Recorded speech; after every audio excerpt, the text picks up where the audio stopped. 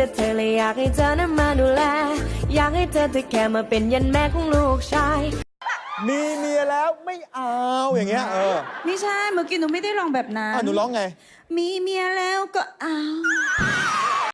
จอบสองเบิ่งน้ำเบิ่งเจ้าไปกับเขา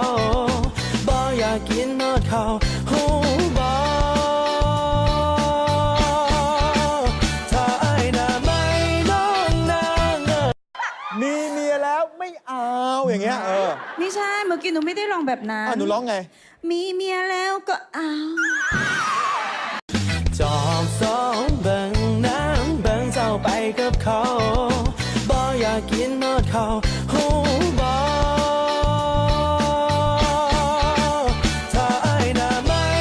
อายุเท่าไหร่แล้วนะ19ครับ19อายุ19 20อย่างนี้ก็คือว่าต้องเรียนหนังสืออยู่แน่ๆหนูอ่านกอไก่ขอไข่คอควายออกยังคะออกครับออกแล้วเนาะผสมคำออกแล้วเนาะออกครับ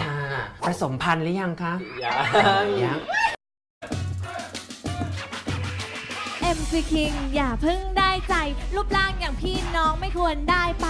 แรปกับพี่เอาแบบแค่พอประมาณเพราะพี่ไม่อยากแรปกับเด็กอนุบาลน่ะผู้ชายดูง่ายๆดูยังไงดูที่สีเสื้อสิคะสีเสื้อไงครับผมเขาบอกว่าชายใส่เสื้อขาวเขาว่ายาวเป็นที่สุด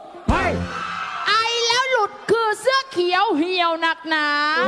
ผู้หญิงยุคใหม่ค่ะอย่าไปแคร์ผู้ชายตาต่อตาฟันต่อฟันครับผมน้ำยอกต้องเอาน้ำบ่งยังไงฮะในเมื่อมันมีเมียใหม่ได้เราก็มีผัวใหม่ได้เช่นกัน DJ turn it loud and watch me turn it up so rock y'all we don't know turn off let's go we don't know what we don't know what everybody โคตรโสดอยู่เบิดมือก็บ่มีไผทักบ่แม่นเป็นคนอกหักแค่เป็นคนโสด我想起就上天再不要海市蜃楼要一直相爱不放手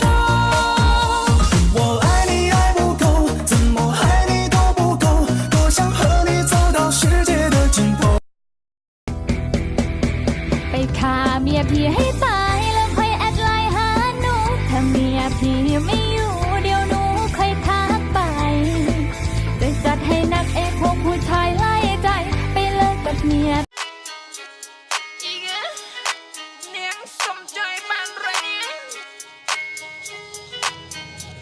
อยากจะชวนจะไปขึ้นสวรรค์แล้วสองคนเท่านั้นพากันไปกือ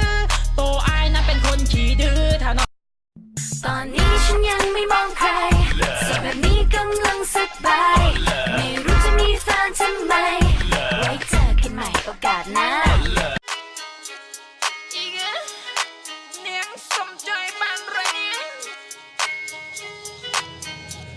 อยากจะชวนจะไปขึ้นสวรรค์แล้วสองคนเท่านั้นพากันไปกือ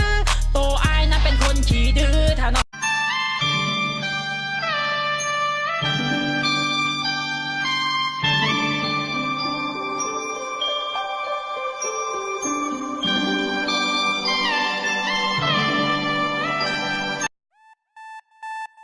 หนาวนี่กอดใครหนาวไม่กอดกันกัดกัดกัดกัดกัดกัดกัดกัดกันกัด